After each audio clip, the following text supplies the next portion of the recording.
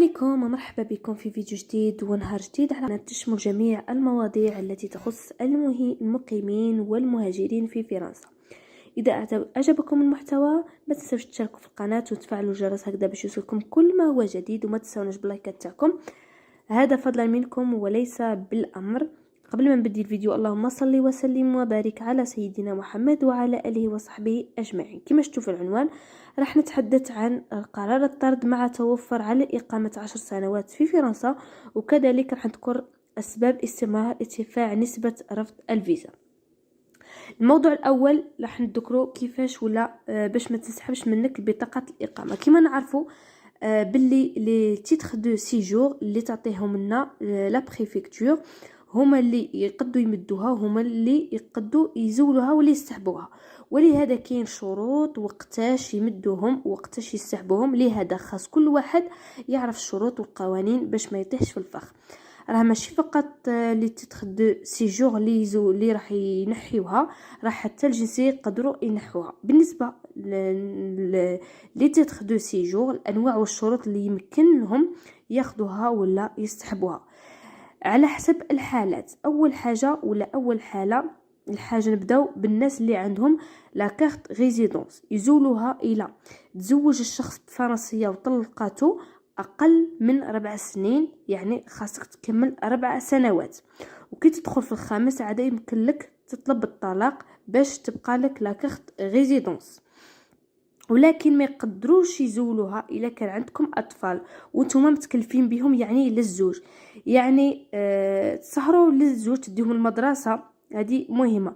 وكذلك الابناء يكون عندهم بطاقه يعني الجنسيه الفرنسيه، وكذلك ما يحيدوهاش الا كان بعد الشر هناك وفاه اقل من 4 سنوات، يعني تكون هناك وفاه قبل ما تكملوا 4 سنين وتوفى الزوج، ولا كان هناك عنف زوجي، ولا يعني ماشي العنف، كاين تانيك العنف النفسي والعنف الجسدي. في هذه الحاله ما يحيدوش لا كارت ريزيدونس، ولكن خاص تقدم سيرتيفيكا ميديكال. وكذلك يزولوا لا كارت ريزيدونس ولا لي تيتر دو سيجور كي يكون تعدد الزواج، يعني الزوج واحد يكون متزوج وحده في فرنسا يعني هنا والاخرى في البلاد، يعني ممنوع تعدد الزوجات، يعني بلا ما يسقسوه راح يزيفطوه للبلاد. هذه نقطه مهمه. ولا كان درت انت ولا دتي عنف ضد الاطفال اقل من 15 سنه، يعني ما كاش هناك عنف. كذلك الى واحد عنده لا كارت ريزيدونس وخدم شي واحد ولا وحده ولا ولد عمه ولا ولد خاله ما عندهش لا كارت ولا ما عندهش الاوراق، واوتوماتيكي يطلبوا له لي فيش دو باي. الا شافوا يعني يخدم واحد بدون اوراق راح يزولوا له لا كارت. الحالة الخامسة هي لا بريفكتور عفوا زيفطت لك برية باش دير معاهم مراجعة نتاع لا كونديسيون، خاصك تمشي ودير معاهم هاد المراجعة. الا ما مشيتش راح لا كارت نتاعك دو سيجور راها عندك بصح ماشي خدامة، يعني تحبس. كذلك في حالة جريمة كبيرة وفيها حبس يزيفتوك زعما البلاد بدون ما يناقشوك، هذه نقطة مهمة. وإلا دخلت زعما للسجن وقلعوها لك وبغيت تطلبها مرة أخرى ما راحش يمدوها لك. كذلك بالنسبة اللي كانوا شاكين في الزواج تاعهم زواج أبيض ولا زواج رمادي، يعني دار ميناس بور لورد بوبليك ولا حاجة واحدة أخرى، لهذا لازم يقدموا إثباتات كما الصور وغير ذلك. كذلك إلا مشيت للبلاد وقعدت 3 سنوات يعني متواصلة، قعدت في البلاد 3 سنين نهار مورخوه وما جيش لفرنسا، راح تنتهي الصلاحية نتاع لا كارت تاعك وما تبقاش صالحة.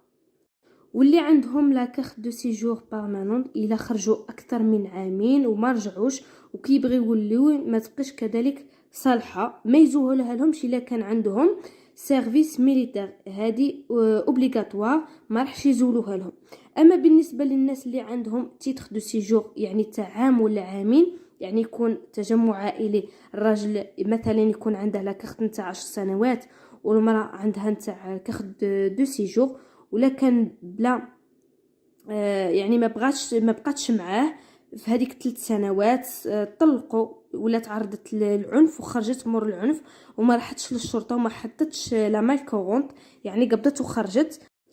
كي يشوفوك ما كملتيش 3 سنوات من الزواج وما تفهمتوش، يعني ما تفهمتش بين يعني وراجلك، وخرجتي كما نقولوا تعرضتي للعنف بلا ما ديكلاري قبل ما تكملي هاد 3 سنوات وخرجتي، راح يزولوها لك. ولا شتيهم في هذيك 3 سنوات ما زولوها لك، كي تكمل لك وتمشي تبدليها ولا تجديها راح يزولوها لك. وإلا كان عندك دليل ولا إثبات ما راحش يضيعوك، يعني حقك تديه. كذلك اللي عندهم تعدد زوجات نفس الشيء كما قلت لكم في الأول. كذلك كي تكون هناك سرقة أو جرائم وغير ذلك راح يزولوا لهم لا كارت دو سيجور. كذلك اللي خدموا ناس اللي ما عندهمش الأوراق، يعني يخدموا عندهم، راح يزولوا لهم لا كارت دو سيجور. خاصك يعني تخدم الناس اللي عندهم أوراق، يعني هكذا باش ما تضيع راسك ما تضيعهم. راح الا كما قلت لكم تخدموا الناس اللي بلا اوراق راح يحيدوا لك ريزيدونس ولا لا كارت دو سيجور نفس الشيء. لكن الناس اللي عندهم اكسبلوسيون ولا تيريتوار ولا اونترتيكسيون ما راحش يخليوها لهم، يعني ما راحش يخلوهم لو تيتر دو سيجور، هذا عادي. كذلك اللي يكون عندهم اللي قلت لكم في الاول تاع الزواج الابيض ولا الرمادي، لازم كما قلت لكم الاثبات، هذه كذلك نقطه مهمه. كذلك بالنسبه للناس اللي عندهم لا كارت دو سيجور سالاري ولا باسبورتال ما راحش يزولوها لهم الا كانت الا دخلوا يعني في الشوماج، مثلا دخلوا في الشوماج ولا الشركه دارت فايت ولا بلعت، يعني ما راحش يزول لهم لا كارت نتاعها. اما بالنسبه للموضوع الثاني عن سبب استمرار ارتفاع نسبه رفض الفيزا، بالنسبه للفيزا السياحيه الى فرنسا، كما نعرفوا ان فرنسا السنه الماضيه جات بمرسوم جديد على لسان ماكرون ووزير الداخليه دارمانا. حذروا قالوا ان المغرب والجزائر وتونس يعني حدوا نقصوا ولا قاموا بتقليص نسبه الفيزا السياحيه ولا التاشيره السياحيه، حيث وجد نسبه تقليص بالنسبه للتاشيره السياحيه في هذه الدول هو الحل الوحيد، يعني باش يرجعوا الناس اللي ما عندهمش اوراق ولا اللي يعني بمهاجرين غير شرعيين، باش تتعاون معهم الدول الاخرى، يعني باش فرنسا يعني باش الدول كما المغرب والجزائر وتونس تتعامل مع فرنسا بالمثل، يعني باش هذه الدول ترجع المهاجرين تاعها الغير شرعيين.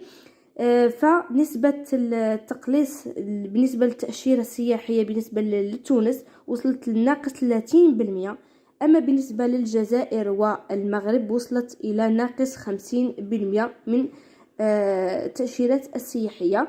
هذا هو الموضوع، يعني الموضوع اثنين اللي ذكرتكم في هذا الفيديو.